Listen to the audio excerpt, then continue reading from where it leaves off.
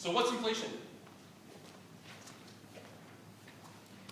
What's inflation? You read about this, you answered questions about it. I'll let you send my sheet if you want to look in your book or look at the homework that you have to complete. Miklos? It's like an increase in price. It is an increase in prices. An increase in prices. Have we had that this year? Inflation? Let's be clear. We're now into the macro part of this class. From here on out, with just a few exceptions, it's all macro. So we're looking at the entire economy. We're not looking at rising prices in the pizza market only, or in the eyeglass market. We're looking at all markets. There's a term that we use a lot in this class, write this down, that refers to all, and that's aggregate. Aggregate. A-G-G-R-E-G-A-T-E. Aggregate, or all. Sometimes people use that term as a verb. To aggregate, to collect, combine everything. Okay? So now we're looking at macro stuff. And one way that we try to measure economic health for a country is inflation or deflation. But what's happening with prices, right? That's one basic measure of economic health. Another measure of economic health is unemployment. How easy is it for people to find jobs, right? That's another measure. If you have prices rising at a rate of 20%, 40%, 50% a year, does that sound very healthy? No, it's not very healthy.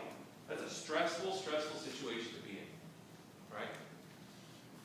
When it comes to prices, a great example is a currency that Michael Millar, raise your hand if you know who Michael Millar is.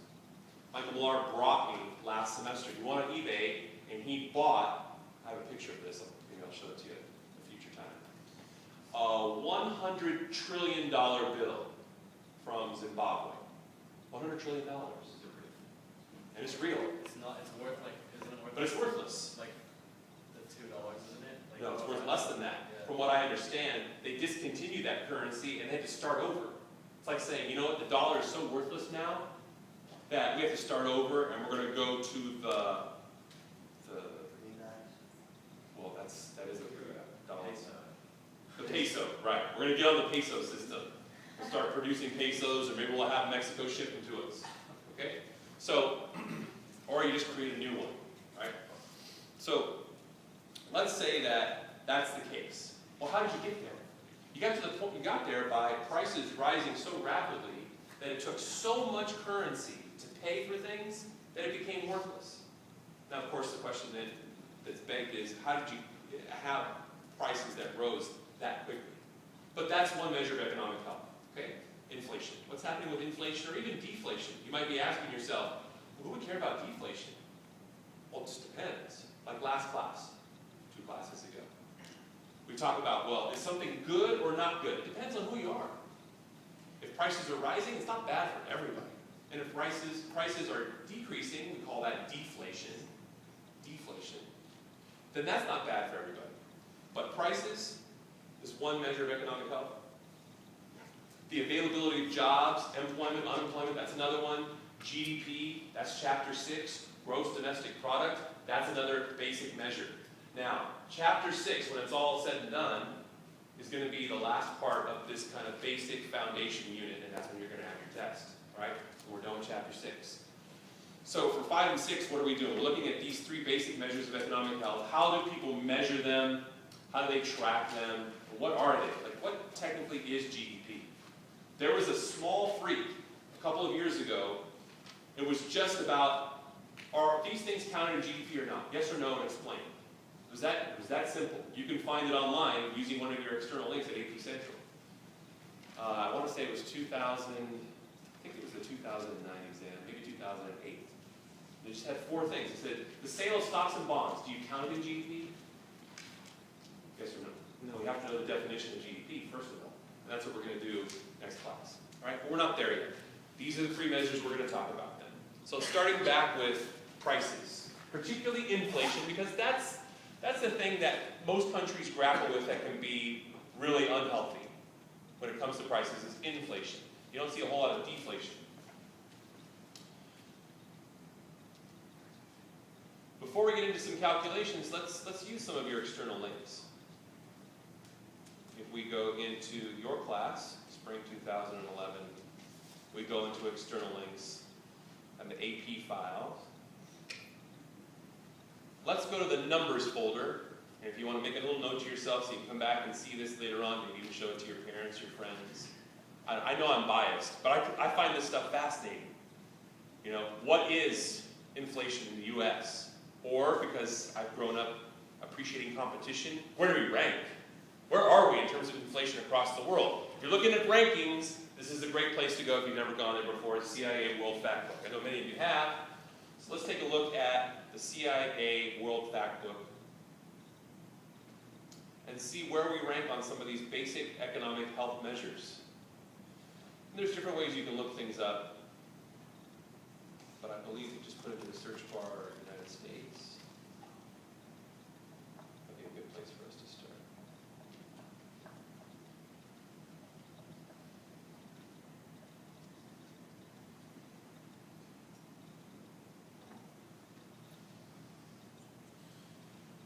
Oh, nope, doesn't come up like it used to. So I'm going to go down here. Economy. So there's GDP, coming back to that for chapter 6. What about the labor force? What's the size of the labor force, country by country? The unemployment rate, inflation rate. Now there's different ways to measure inflation, as you probably read about in chapter 5, okay? When we say, let's take a look at prices, and what's happening with prices. All right, you can't, I don't want to say you can't, but you don't necessarily look at every price that could be offered in a society.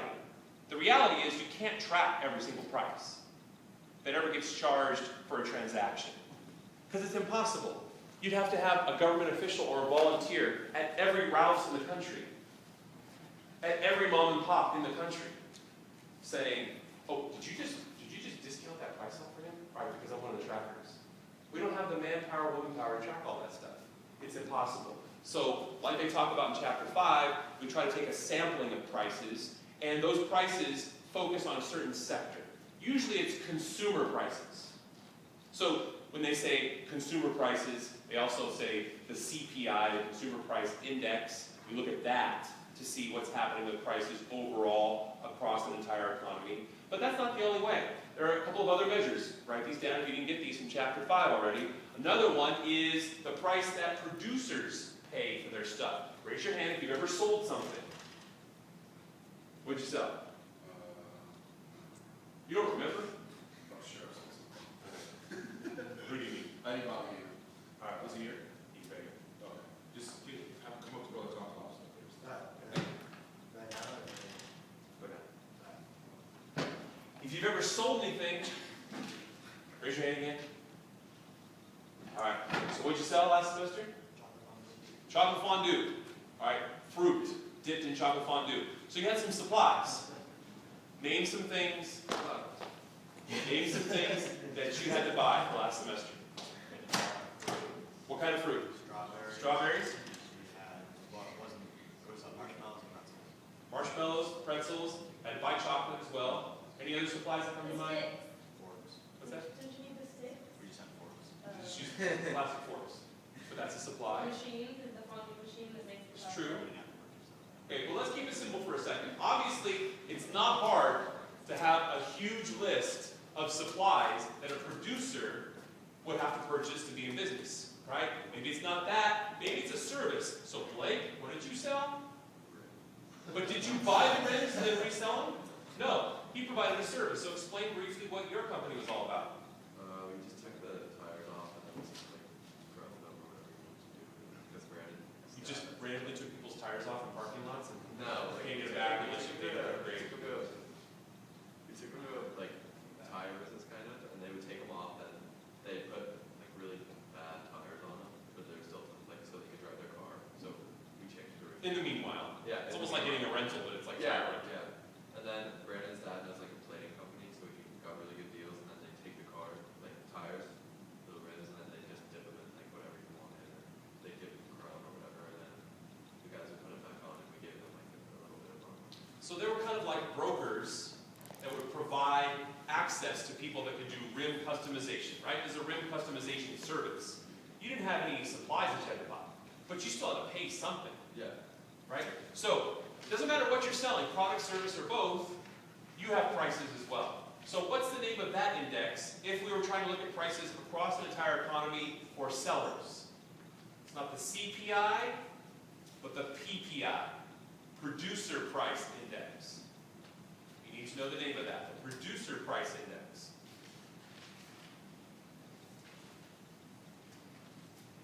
It's like the stock market, they track prices of stocks. Is the stock market up? Is the stock market down? It's just a list of a combination of prices that are prevailing in the marketplace, where people are buying and selling stocks.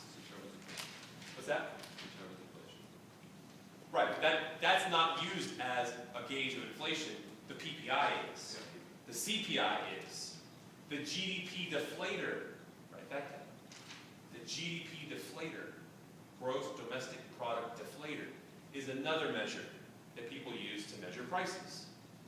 Wait, this is what I'm not sure. Inflation, This is all inflation. all three of them.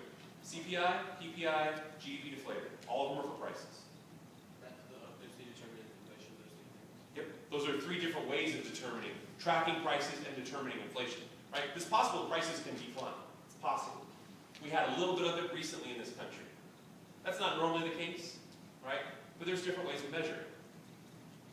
What's the GDP? Just like you, what's that? What's the GDP deflator? I'll explain it. So, they're all measuring roughly the same thing. Where are prices and what kind of movement is happening with prices? Are prices rising? If so, are they rising really fast? Or we need to be concerned? Are they rising very moderately? Are they staying flat? Are they declining? Right? If prices rise, that's inflation. If prices decline, that's deflation. And these are different measures that people use. Just like you can measure the quality. Anybody raise your hand if you saw the Super Bowl yesterday? You can measure the quality of Aaron Rodgers as a quarterback. There's more than one way to do it, right? Quarterbacks are measured in various different ways.